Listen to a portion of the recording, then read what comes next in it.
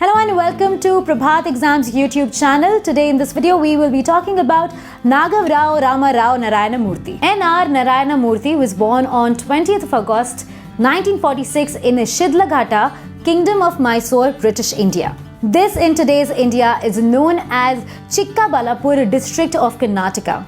His father was a teacher who taught English, mathematics and physics. Apparently, he performed well in these academic subjects. Since his father was a teacher, he was an active advocate for inculcating discipline in his children's mind. He was born in a family of 11 members, including 8 siblings, parents, and a grandmother. The family had a scarcity of financial resources, yet they were always a happy family. Mr. Murthy was always among the top scorers in his academic life. After completing his schooling, he pursued his graduation in the field of electrical engineering from National Institute of Engineering, Mysore University. He could not go to the IIT despite securing a seat because of the financial constraints of his family. He did his master's course from IIT Kanpur. While he was not able to secure a seat for his graduation in IIT, his father told him that if he has courage, intelligence, and vision, then he will be able to make his own way through any challenges that come in his way. Since his father was a teacher, he deeply respected all his teachers and does mention that whatever he has been in his life is the result of the teachings of these great teachers. They were helping in transmitting knowledge and discipline, which has always helped him at every juncture of his life. He studied control systems. One fine day, during his day's life at IIT, a significant change took place. The Premier Institute was well known and widely acknowledged for its overseas collaboration. This was the reason which pulled Mr. Murthy to IIT Kanpur. There was a short seminar on the future of computer systems and IT. He was so influenced by the revolutionary idea that he decided to change his field from electric engineering and mathematics to IT. He joined IIM Ahmedabad and served as a research associate. He worked in the field of computer science and was a chief system programmer here. He wanted to learn deeply about computer science before commencing his professional life. Mr. Murthy started his own company with the name Softronics. He created this company as a part of his experiment to learn deeply about the computing business. But it failed in about a year and a half. Then he joined Patni Computer System in Pune. Here he came to meet Nandan Nilekani and Sudha Murthy in this city. Mr. Nilekani is a co-founder of Infosys, while Ms. Sudha Murthy is his wife.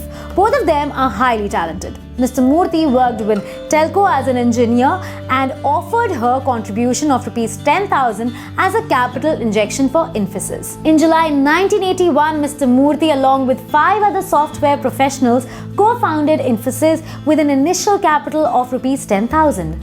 He struggled a lot due to license Raj in India, which meant red tapes and excessive bureaucratic regulation.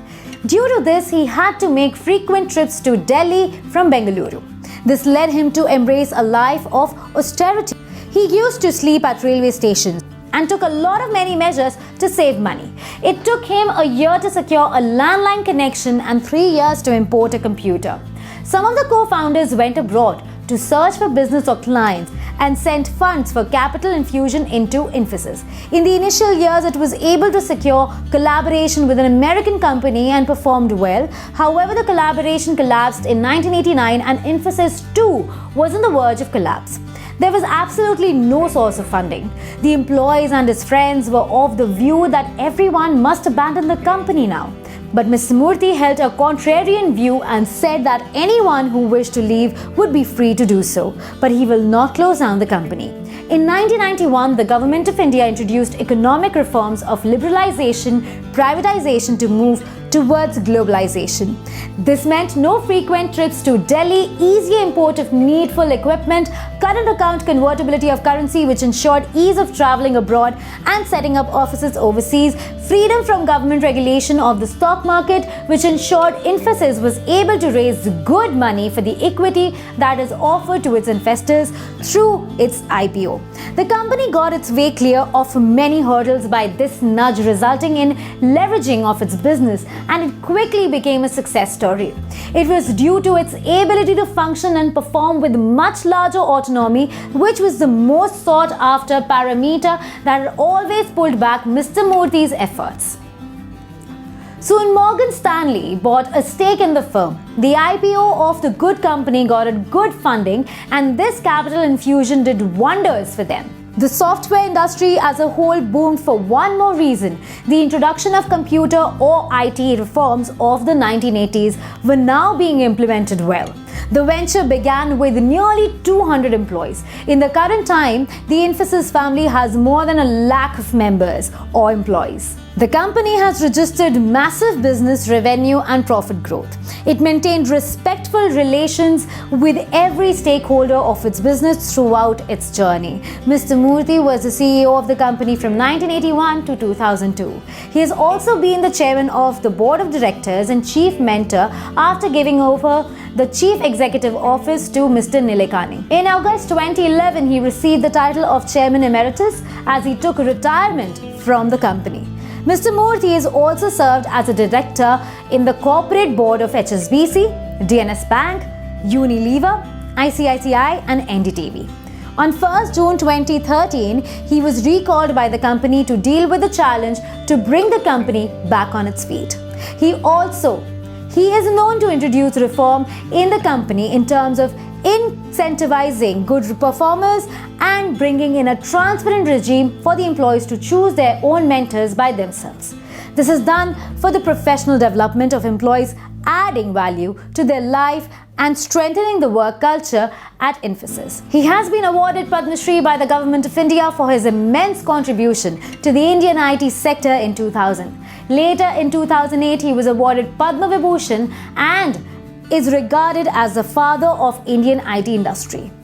Mr. Murthy has held that only entrepreneurship can lead any nation to a better performing economy. He maintains that the IT business system is saturated. The younger generation has to search for newer and emerging avenues to be successful. It is entrepreneurship alone that can lead the change in the country, given its ability to create jobs, wealth, and prosperity among the people. Mr. Murthy looks after CSR initiatives which involve an umbrella aid to society to provide a nudge to the younger generation to use their maximum potential in efficient ways. He says entrepreneurship requires walking on a road that is untraveled or least traveled. It solicits a daring virtue with great imagination to create and build a vision for a better world. They need to be mindful of a couple of parameters to ensure success. One has to learn to express business value in a simple sentence. This is not only essential to secure funding from investors, but also makes it easier to approach potential customers or every stakeholder easily. It is always good to maintain the simplicity of communication. It helps to create a simple and direct value proposition. One has to effectively determine and evaluate whether the market is ready for the introduction of a new idea. The value system that one upholds in life plays a very important role in ensuring success. The good and the enduring value system is the one made of optimism, sacrifice of time and energy from other social responsibilities to be satisfied with lower salaries in the initial stage of the business. If there is positivity in the pursuit of company, then trust can be established among every stakeholder. Lastly, the team that has to run and sustain the business must comprise of people that are mutually exclusive but collectively exhaustive. This will result in every skill and expertise complementing one another for the larger welfare of the interests of the company. He adds, once the entrepreneur can establish these principles, then one can easily find sources of funding or money. Mr. Murthy's life has been an inspirational journey, yet the following list counts on a few success mantras of the great personality. Leadership by example. Mr. Murthy is fan of the philosophy of Mahatma Gandhi. He believes one must embrace the change first, before expecting the people around to change. He says the best way to tell your employees to be honest and punctual is by following these principles yourself first. Once the boss is punctual and proves honesty in practice and business, then it is easier for the employees to comprehend the ethos at which the company runs or functions. He says He practices this principle in every sphere of his life. The principle is followed in an egalitarian manner in a sense that before asking anyone to change, the change maker, by bringing a change first himself, is able to collect the wisdom of any potential challenges that comes in its way during the transition period. This habit of reflective practice is able to bring a lasting, peaceful and qualitative prospects in life. Discipline. Since his father was a teacher and sought to imbibe discipline in all his children, Mr. Murthy thus came out as a disciplined personality. He says whatever he has become in his life is due to the grateful teachings of his teachers who have raised him through valuable knowledge, reflective ethos and constructive mindset. It is these values who've made him a successful man. He says a prudent value system ensures trust.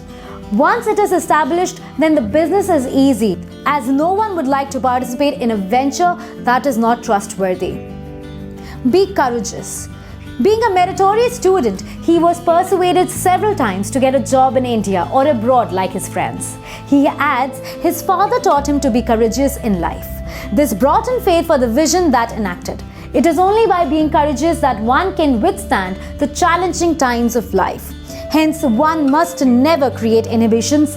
Every type of human energy has to be transcended, harnessed wisely to be used effectively, and this needs serious courage. Team spirit. The success story of Infosys is a live example of this factor.